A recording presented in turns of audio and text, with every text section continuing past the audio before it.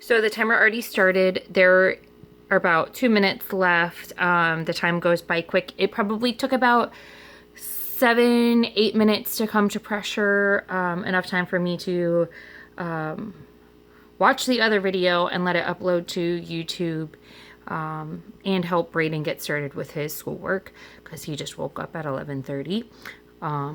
The joys of not having to go to school. So this will get done, and then when the timer is finished, I'll show you how to quick release and what's going to happen with that.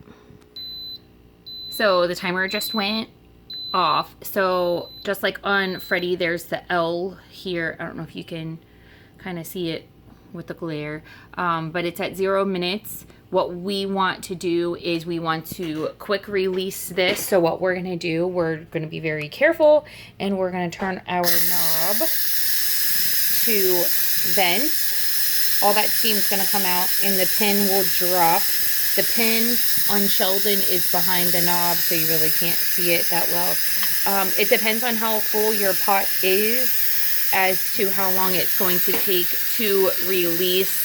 Sometimes it takes a couple minutes. The timer will still continue to count until we hit cancel. But like my potatoes, I want to keep them warm just for this. And then obviously we're not having them until dinner tonight.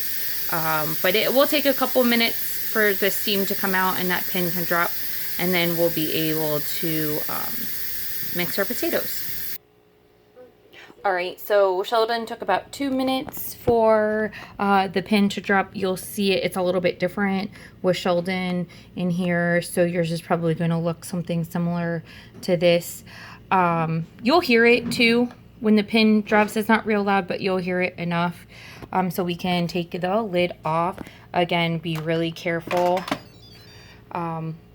because it's still very steamy in there. So you can see our potatoes are done.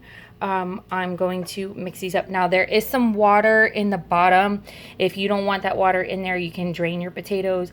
I leave it in there to act as flavor because it's chicken broth and not water technically.